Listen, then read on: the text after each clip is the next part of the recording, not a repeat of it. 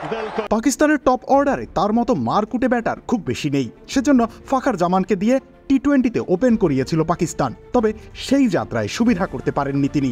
2024 বিশ্বকাপের পর আর তাকে টি-20র পরিকল্পনায় আনেনি পাকিস্তান দল।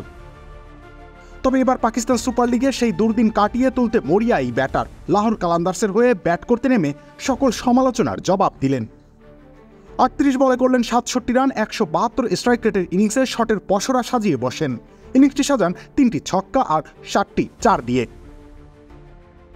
পাওয়ার প্লেতে ফাখারের দাঁড়িয়ে থাকা মানেই বোলারদের দুঃস্বপ্ন। 2017 সালের চ্যাম্পিয়ন্স ট্রফি ফাইনালে ভারতের বিপক্ষে তার সেঞ্চুরি, সেই স্মৃতি এক সময় তাকে নিয়ে গড়েছিল ভরসার মসনদ।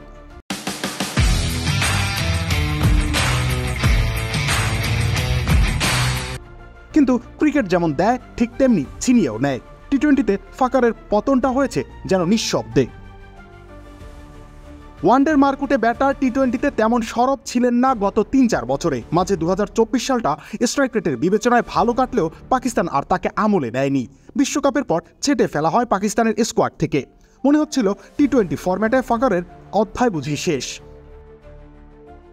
তবে ফাখার ফিরেছেন, তিনি ফিরে এসেছেন নিজের হারানো সূর্য নিয়ে। এবার এই প্রত্যাবর্তন ধরে রাখার পালা, পুরনো সুর পুরনো ছন্দ ধরে রেখে নিজেকে আত্মবিশ্বাসে ফেরানোর মিশন।